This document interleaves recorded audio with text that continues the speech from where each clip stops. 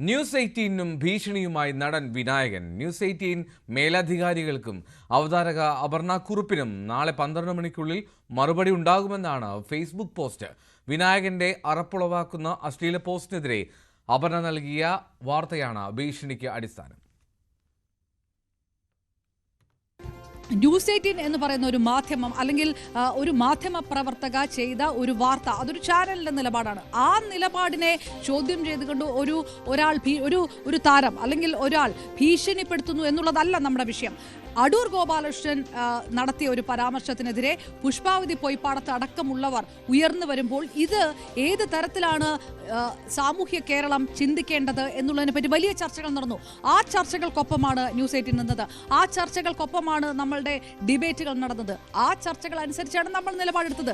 ആ നിലപാടിനെ ഇങ്ങനെ ഒരു അസഭ്യ പോസ്റ്റ് കൊണ്ട് ഒറ്റ നിമിഷത്തിൽ വിനായകനെ പോലെ ഒരാൾ റദ്ദാക്കുമ്പോൾ എന്താണ് ചെയ്യേണ്ടത്?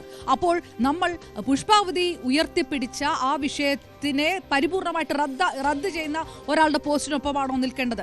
അത് ഒരു വിഷയം. രണ്ടാമത്തത്, എല്ലാ കാലത്തും സ്ത്രീ വിരുദ്ധതയും അല്ലെങ്കിൽ ഈ തരത്തിലുള്ള സാമൂഹ്യ വിരുദ്ധത, ആ ഒരു വാക്ക് ഉപയോഗിച്ചാൽ പോലും തർക്കമില്ല, അങ്ങനെ നിൽക്കുന്ന ഒരാൾ ഈ സമൂഹ മാധ്യമത്തിൽ ഡിജിറ്റൽ മീഡിയയിൽ എന്തും പറയാം.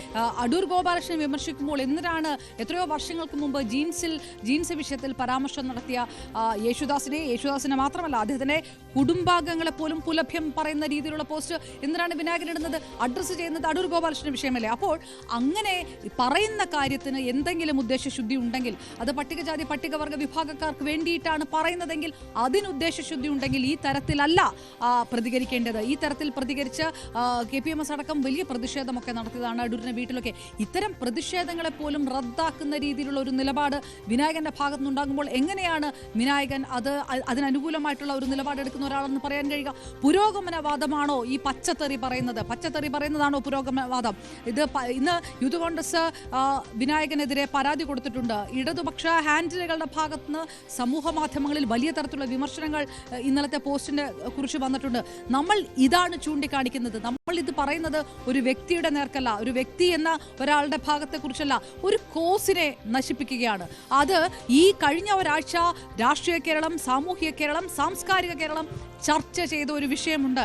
സിനിമ കോൺക്ലേവ് എന്നൊരു വേദിയിൽ അടൂരിനെ പോലെ ഒരു മുതിർന്ന ചലച്ചിത്രകാരൻ ഇങ്ങനെ ഒരു കാര്യം പറയുമ്പോൾ അത് ചർച്ച ചെയ്യപ്പെട്ടത്, അത് ആരോഗ്യപരമായി ചർച്ച ചെയ്യപ്പെടേണ്ടതാണ്. പുഷ്പാവതി പൊയ്പ്പാടത്ത് ഇതിനെക്കുറിച്ച് ചോദിച്ചപ്പോൾ എനിക്കറിയില്ല പുഷ്പാവതി എന്ന് പറഞ്ഞ അടൂരിനെതിരെ എത്രയോ വലിയ പ്രതിഷേധങ്ങൾ നടത്തുകയും ചെയ്തു. അത് സമചിത്തതയോടുകൂടി ആ പ്രതിഷേധങ്ങളെയാണ് കേരളം കാണുന്നത്. വളരെ പ്രധാനപ്പെട്ട ഒരു കാര്യം, എത്രയോ പേർ സമൂഹ മാധ്യമങ്ങൾ, ഞാൻ പേരെടുത്ത് പറയുന്നില്ല, നമുക്കറിയുന്ന പോലെ വളരെ രാഷ്ട്രീയ അല്ലെങ്കിൽ ചാനൽ ചർച്ചകളൊക്കെ പങ്കെടുക്കുന്ന സാമൂഹ്യ പ്രവർത്തകരായിട്ടുള്ളവർ, രാഷ്ട്രീയ നിരീക്ഷകരടക്കം വലിയ വിമർശനങ്ങൾ വിനായകനെതിരെ ഉയർത്തിയിട്ടുണ്ട്. ഒരുപക്ഷെ ഇന്നലെ നമ്മുടെ വീഡിയോയിൽ പറഞ്ഞതിനപ്പുറത്തേക്കുള്ള വിമർശനങ്ങൾ അതിനകത്തുണ്ട്.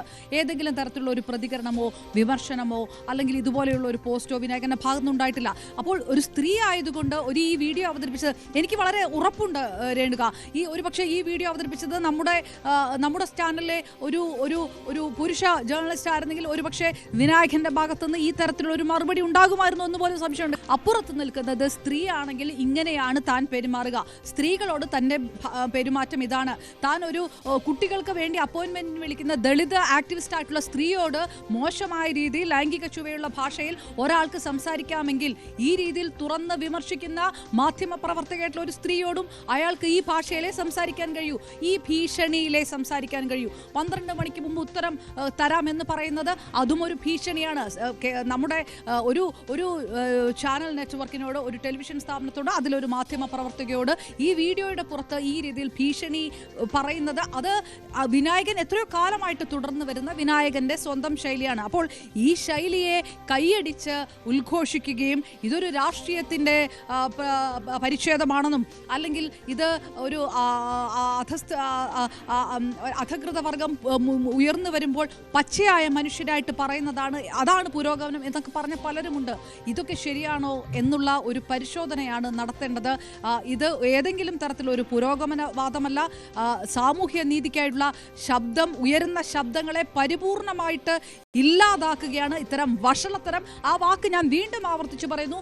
വിനായകന്റെ പോസ്റ്റ്, ആ നിലപാട് വഷളത്തരമാണ്, അശ്ലീലമാണ്.